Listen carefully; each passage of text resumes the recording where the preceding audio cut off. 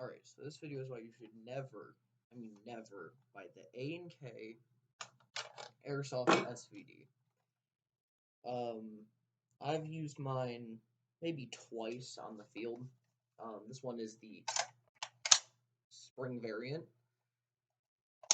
which possibly plays into it. However, after using it once, the furniture snapped in half and won't go back on properly, and the caps fell off, and the muzzle fell off. And this was from it falling about, I don't know, maybe 2 feet, because I had it propped up on a tree. And because I got this last Christmas, A&K refused to refund me the $150 that I spent for this thing by buying it off their store. Additionally, you need to get one of these little things, which cost, I don't know, not too much. They're not super expensive, but if you want to use anything but iron sights or a PSO1 scope, which are incredibly expensive.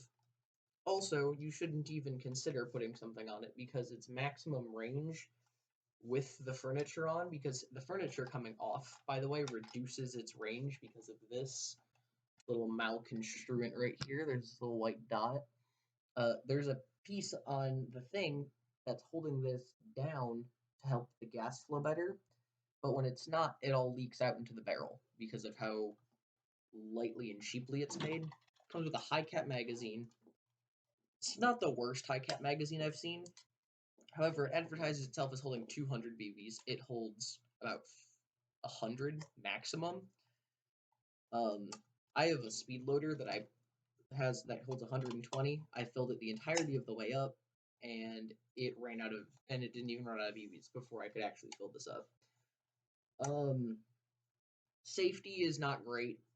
It fails a lot. Trigger guard broke just from me picking it up once.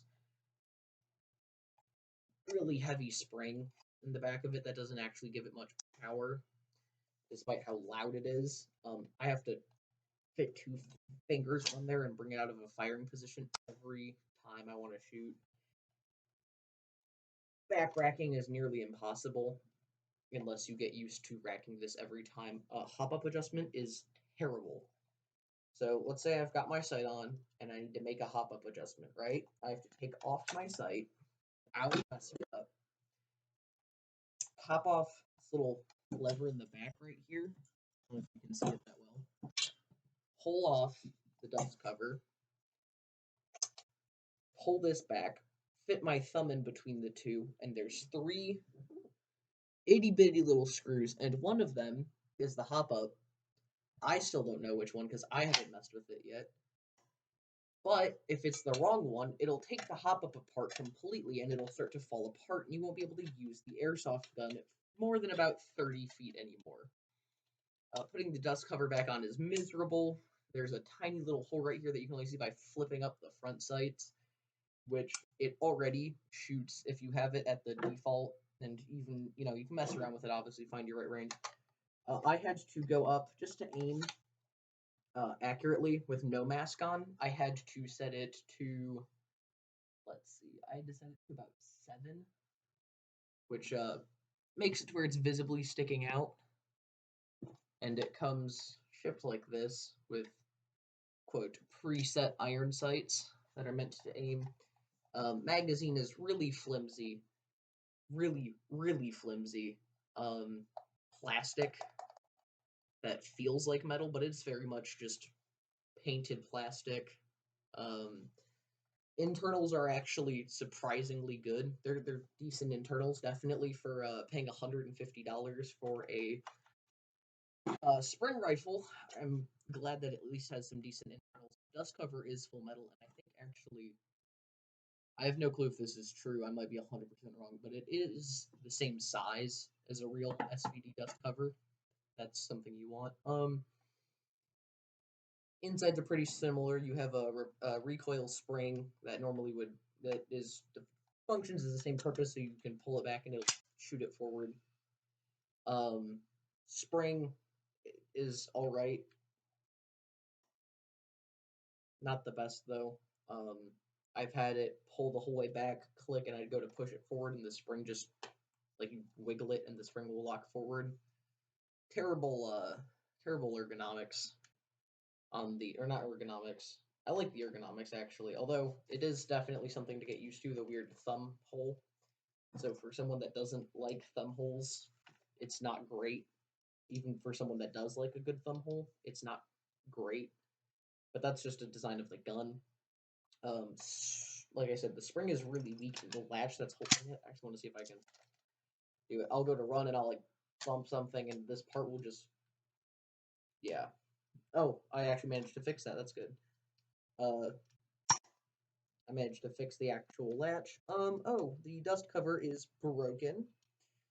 Like the piece that holds it on. Just while I was recording this, just snapped. Um, man, this thing is really cheap. Yep, it won't even go on anymore.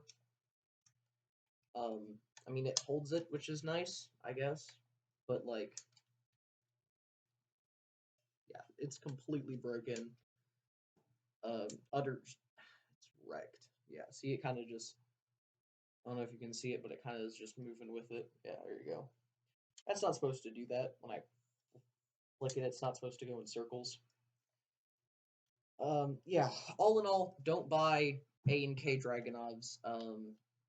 I ordered the electric one, which is why I spent so much, and I didn't get it.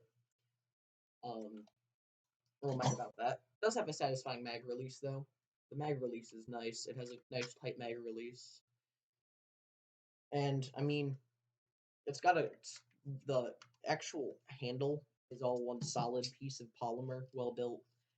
Sling rack is a little noisy when you're running. Kind of tends to, if you have any extra like loose anything, it'll get caught in here. I've actually had my vest get caught in here while I'm trying to take it off, and I tore my vest because of it. Thankfully, it was nothing important. Comes with a if it worked, it doesn't. It actually just takes off the entirety of the muzzle, which I then had to put back on. And then it broke, as in the muzzle snapped in half. So I just took off the front sight, because at this point it wasn't. Yeah, there we go. Wasn't great. It has feeding problems all the time. You have to be very particular. You have to like gently line this up, and you have to push down on the mag release and ease it in, or else there's a good chance you don't have feeling, because it won't feed properly unless you give it a good old slap, which is not nice feeling. Because of this little grind wheel, which is also miserable to grind. You have to like get your finger up in there. I've actually cut myself on it because it's really sharp. If I had to rate this, I'd give it a 1 out of 10. And the only reason why I give it a 1 instead of a 0 is because you have that nice mag release, and the stock is actually decently well built. It's not the best, but I like the Dragunov and it's cool.